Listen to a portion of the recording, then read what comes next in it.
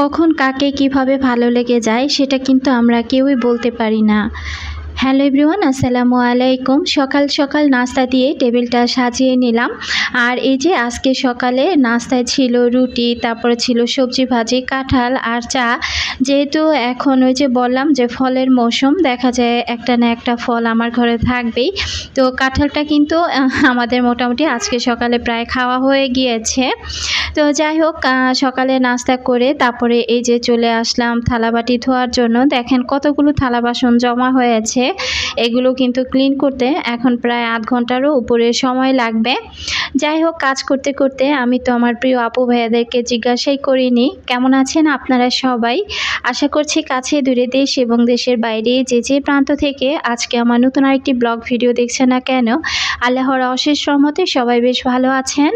আমি বিথি, আলহামদুলিল্লাহ আমিও খুব ভালো আছি পরিবার পরিজন নিয়ে। আমি কিন্তু কথা বলতে বলতে থালা বাসনগুলো মেজে নিচ্ছি। আসলে এই থালা বাসনগুলো ধোয়ার আগেও কিন্তু ওই যে বললাম আমার থালা বাসন ধোয়া ছিল। আসলে আমার কিন্তু বড় একটা ঝুড়ি আছে, তো দেখা যায় কি অনেক থালা বাসন যখন জমে যায় তখন ওই ঝুড়িটার মধ্যে আর কি আমি সব থালা বাসন ধুয়ে তারপর ঝরা দিই। তো এখন আর সে কাজটা করি না। তো দেখতে পাচ্ছেন আমার সিঙ্কটা একদম ছোট্ট একটা সিঙ্ক, তার মধ্যে জায়গাটাও খুব কম। তো তার সাথেই কিন্তু চুলা। তো দেখা যায় কি এত থালা বাসন জমা করার পর না অনেকগুলো থালা বাসন আমাকে নিচে নামিয়ে রেখে অর্ধেক অর্ধেক করে ধুয়ে তারপর আবারও বাকিগুলো তুলে তারপর আবারও ধুতে হয়। তো সব সময় চেষ্টা করি যে থালা বাসনগুলো সাথে সাথে আর কি ক্লিন করে ফেলার জন্য। দেখা যায় কি যখন যেটা খাই না কেন সিঙ্কে ওইভাবে জমিয়ে রাখি না, হালকা পাতলা যখন যেটা যতটুকু জমে তো তখনই সাথে সাথে ক্লিন করে ফেলি। এতে করে দেখা যায় কি সিঙ্ক এরিয়াটা মোটামুটি ফাঁকাই থাকে আর নিজের কাছে দেখতেও কিন্তু ভালো লাগে।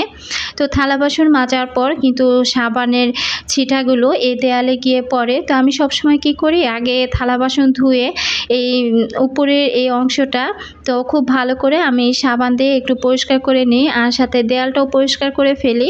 তারপরে ভেজা কাপড় দিয়ে মুছে এখন আমি এক এক করে সবগুলো থালা বাসন ধুয়ে নিচ্ছি। কাজ করতে করতে আমার সকল প্রিয় আপু ভাইয়া আঙ্কেল আন্টিদেরকে রিকোয়েস্ট করব, যারা ভিডিওটি ক্লিক করেছেন এখনও পর্যন্ত একটি লাইক দেননি, প্লিজ একটি লাইক দিয়ে ভিডিওটি কন্টিনিউ করবেন। আর যারা নতুন আজই আমার চ্যানেলে প্রথম ভিজিট করেছেন, যদি ভিডিওর কোথাও কোনো অংশ আপনার কাছে এতটুকু ভালো লেগে যায়, চাইলে আমার চ্যানেলটি সাবস্ক্রাইব করে আমার পাশে থেকে যেতে পারেন। কথা বলতে বলতে কিন্তু আমার থালা বাসনগুলো ধোয়া হয়ে গিয়েছে।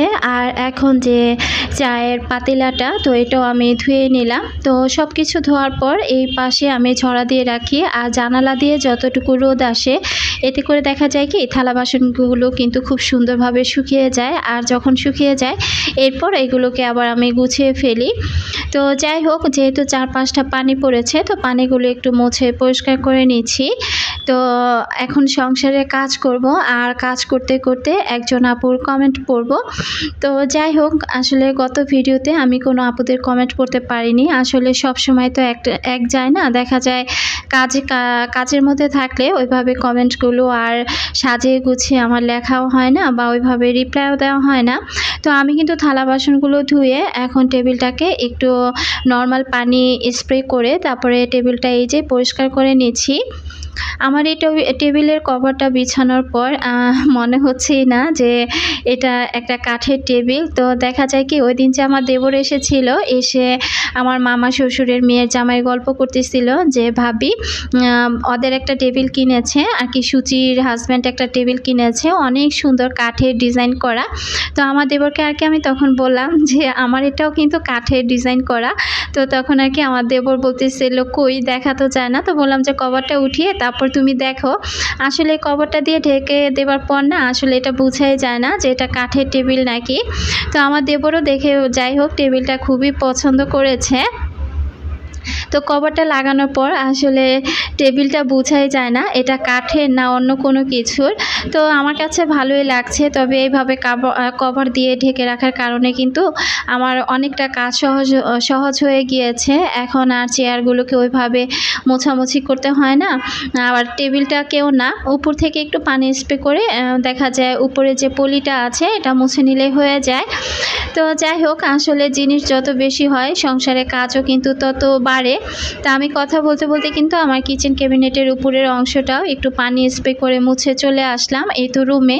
আর এখন সোফাগুলো ছেড়ে নেব, আর বিছানার চাদরগুলো আমি দেখা যায় যে আরও 2-1 দিন পরে আর কি বিছিয়ে নিব। দেখা যায় বিছানার চাদরটা বিছানো হচ্ছে না, কারণ আমার রুমের ওই পাশটা রং করা বাকি আছে। তো আমি আজকে কি করেছি, ঘর দুয়ার গুছিয়ে এগুলো কিন্তু আমি বিকেল দিকে রং করেছিলাম, তবে সেই ভিডিওগুলো আর শেয়ার করিনি। একই রকম ভিডিও প্রতিদিন কিন্তু শেয়ার করতেও ভালো লাগে না। তো যেহেতু কাজটা বিকেলে করব, তার আগে সকাল সকালে কাজগুলো না করলে কিন্তু আমার ভালোই লাগবে না।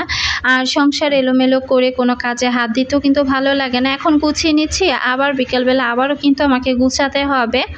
তো যাই হোক, সোফাগুলো ভালো করে ক্লিন করে এখন টি টেবিলটা চারপাশটা একটু মুছে পরিষ্কার করে নিব। আর টি টেবিলের নিচে দেখেন আমার মেয়ে কিভাবে বই খাতাগুলো রেখে দিয়েছে, এগুলো এখন আমি এখান থেকে বের করে টি টেবিলের নিচের অংশটাও মুছে পরিষ্কার করে ফেলবো।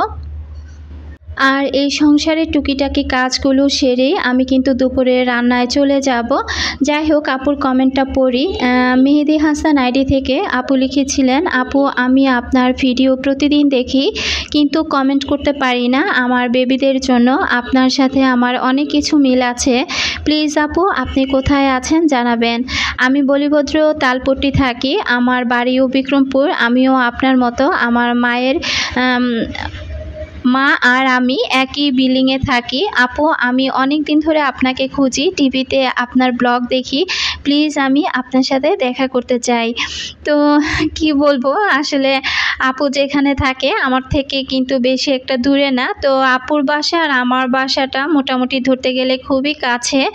তো যাই হোক, আপুর উদ্দেশ্যে বলছি যে আসলে এখানে এসে যে আমাকে কেউ এতটা ভালোবেসে আমার ভিডিওগুলো তার টিভিতে দেখবে আর এত সুন্দর একটা কমেন্ট করবে, তো আসলে এটাই হচ্ছে একটা বড় ভালোবাসা বা বড় একটা কিছু পাওয়া আমার জন্য। তা আপু কোথায় খুঁজে আমাকে, আসলে আমি তো ঘর ছাড়া তেমন একটা বাইরে বের হই না। আর যখনই বের হই আপনাদের ভাইয়ার সাথে কিন্তু শুক্রবার ছাড়া তেমন একটা আমার বের হওয়া হয় না।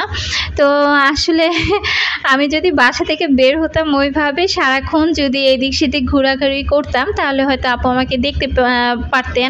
তো আমি যেহেতু দেখা যায় সবসময় আমার বাসার কাজেই ব্যস্ত থাকি, তো আপুর উদ্দেশ্যে বলে দিচ্ছি, যেহেতু একই এলাকায় আমরা এত কাছাকাছি থাকি, সময় সুযোগ করে একদিন না একদিন ঠিকই হয়তো বা আপু আপনার সাথে আমার দেখা হয়ে যাবে।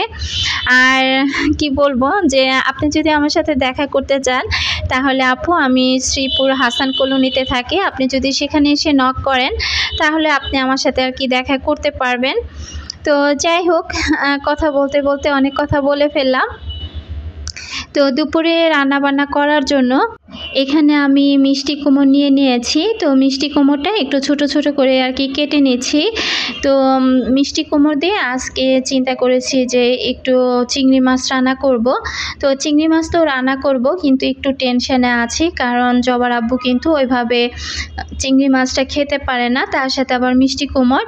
তো এখানে আমি পেঁপে দিয়ে আলু ভাজি করব। আর এই তো চিংড়ি মাছ ধুয়ে পরিষ্কার করে নিয়েছি, আর মিষ্টি কুমড়টাও কুটে নিয়েছি। তো চুলায় যেহেতু গ্যাস কম, তো একদম যে আঁচ আছে এই আঁচে আমি ভাজিটা বসিয়ে দিলাম। আর ভিডিওর কিছু কিছু অংশ হয়তো বা একটু আর কি খুবই চকচকে দেখতে পারবেন, আবার কিছু কিছু জায়গা আর ভিডিওর অংশটুকুই একটু ঘোলাটে দেখতে পারবেন। তো ইদানিং কিন্তু বাসায় কারেন্টের সমস্যাটা খুব বেশি হচ্ছে।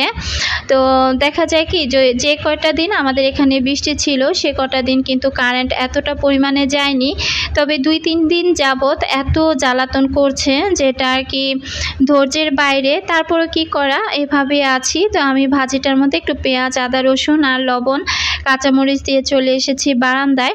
তো আসলে ফুলগুলো দেখে আমি একটু তুলে নিচ্ছিলাম। তো ভাবছিলাম যে ফুলগুলো দিয়ে আমি একটু আর কি অপরাজিতা ফুলের চা বানিয়ে খাবো। তো তুলে রাখছি, জানি না আদৌ আমার এই চা খাওয়া হবে কি হবে না। তো ফুলগুলো এখন যেহেতু টাটকা আছে তাই আর কি তুলে আমি নর্মাল ফ্রিজে রেখে দিব। দেখা যায় কি সন্ধ্যা হতে হতে ফুলগুলো কিন্তু একটু চুপসে যাবে। আর এখন যদি সাথে সাথে বানিয়ে খেতে পারতাম তাহলে আর কি একটু ভালো হতো। তো যেহেতু এখন সময় নেই, চুলায় গ্যাস কম, একে সিলিন্ডারে রান্না করছি, আরেক পাশে লাইন গ্যাসও একেবারে জালটা একেবারেই কম। তো দেখা যায় দুইটা চুলায় বসিয়ে দিয়েছি, এখন তো আরেকটা চুলা জ্বালানো যাবে না, জ্বালালে দেখা যাবে কি লাইন গ্যাসের গ্যাসটা একেবারে কমে যাবে। তো যার কারণে আর এখন আমি চাটা বানাবো না। তো আমি কিন্তু অনেকগুলো ফুল তুলে নিয়েছি। অপরাজিতা ফুলের চা কারা কারা খেয়েছেন আমার আপুরা কিন্তু চাইলে জানাতে পারেন। তো যাই হোক, ফুলগুলো তুলে আমি চলে আসলাম রান্নাঘরে, ওগুলো আমি নর্মাল ফ্রিজে একটা বক্সে করে রেখে দিয়েছি। আর এখন ভাতটা হয়ে গিয়েছে, তো আমি মিষ্টি কুমড়োটা আমি সিলিন্ডারে রান্না করে নিব। আসলে আমাদের ঢাকা শহরে কিন্তু সমস্যা শেষ নেই। একদিকে গ্যাস, পানি, বিদ্যুৎ, এই তিনটা জিনিস যদি না থাকে তাহলে মনে হয় যে আমাদের মতো অসহায় আর তৃতীয় কোনো ব্যক্তি নেই। আসলে আমার মনে হয় কি শহর থেকে গ্রামের বাড়িগুলোই ভালো। ওইখানে না আছে পানির সমস্যা, না আছে গ্যাসের সমস্যা, আর বিদ্যুৎ না থাকলে দেখা যায় কি গাছতলায় গিয়ে কিন্তু একদম বসে গাটাকে জুড়িয়ে নেওয়া যায়। কিন্তু শহরের বাড়ি কিন্তু সেটা না, যত গরম হোক না কেন এই চার দেয়ালের গণ্ডির মধ্যেই কিন্তু আমাদেরকে ডুবে থাকতে হয়, যত গরম হোক বা যত ঠান্ডাই হোক। তো যাই হোক, কি আর করা, এখন তো দেখা যাচ্ছে যে গ্যাস, বিদ্যুৎ, পানি মোটামুটি সব জায়গাতেই কম বেশি সমস্যা হচ্ছে। আমি কথা বলতে বলতে পাশে পেঁয়াজটা ভেজে এখানে একটু আদা রসুন বাটা দিয়ে দিলাম, আর সাথে হলুদের গুঁড়া, মরিচের গুঁড়া, ধনিয়ার গুঁড়া আর লবণ সব কিছু দিয়ে মশলাটা ভালোভাবে কষিয়ে এখন চিংড়ি মাছটা দিয়ে দিব। আর চিংড়ি মাছটা দিয়ে এরপর আমি এখন দিয়ে দিব মিষ্টি কুমড়োটা। তো এর মাঝে কিন্তু আমি ভাজিটা আরও কয়েকবার নাড়াচাড়া করে দিয়েছি, এখন আবার করে দিচ্ছি। তো মিষ্টি কুমড়োর কথা যে বলছিলাম যে রান্না করতে করতে একটু ভয় পাচ্ছিলাম, কারণ জবার আব্বুর কিন্তু প্রচুর অ্যালার্জির সমস্যা। তো দেখা যায় সে চিংড়ি মাছটা দেখলেই দেখা যায় সবার আগে চিৎকার দিয়ে ওঠে যে এখনই আমার গা হাত পা ফুলে যাবে। তো ভাবতেছি যে আচ্ছা রান্না করি, রাতে না হয় দেখা যাক, তার জন্য হয়তো বা অন্য একটা কিছু করব। তবে রাতের বেলা আর অন্য কিছু করা লাগেনি।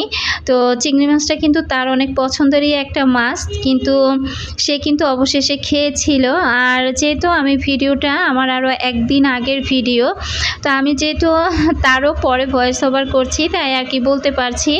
তো যাই হোক, সে চিংড়ি মাছটা খেয়েছিল আর তারপর একটা ওষুধ খেয়ে নিয়েছিল। তো তার আর পরবর্তীতে আর কি ওইরকম একটা সমস্যা হয়নি। তো এখানে আমি পেঁপে ভাজি করব। তো পেঁপে ভাজির জন্য এখানে আমি কিছু শুকনো মরিচ চিড়ে দিলাম, কারণ শুকনো মরিচটা দিলে না ওটা আর কি ভাজির সাথে খেতে কিন্তু ভালোই লাগে।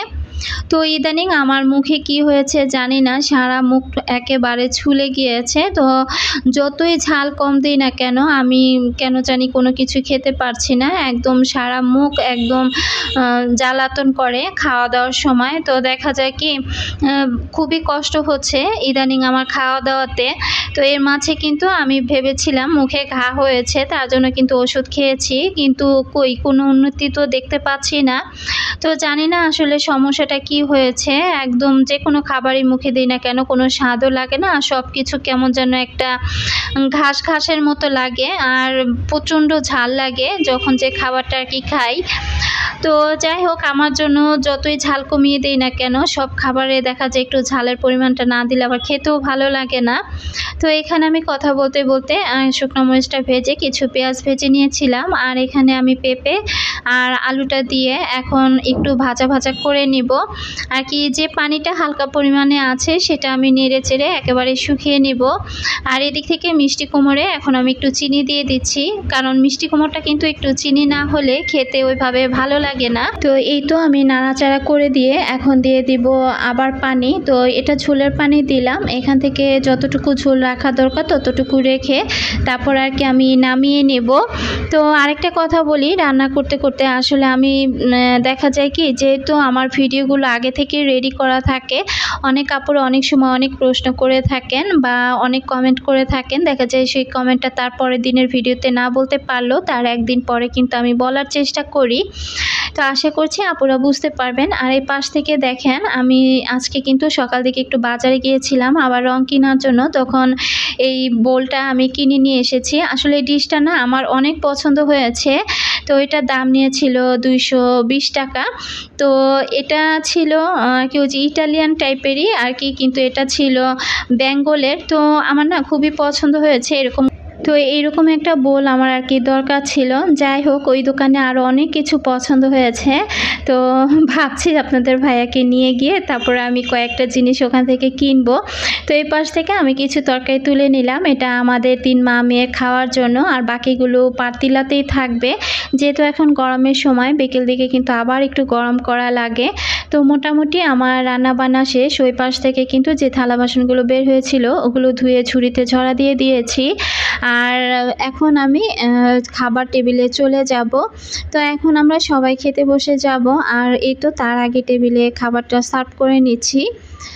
তো আজকে রান্না করেছিলাম পেঁপে আলু দিয়ে ভাজি আর মিষ্টি কুমড়া দিয়ে চিংড়ি মাছ। তো আমার কিন্তু সবসময় এরকম সাদামাটা রান্নাগুলো হয়ে থাকে। আর দেখতে দেখতে ভিডিও শেষ প্রান্তে চলে এসেছি। আল্লাহ হাফেজ।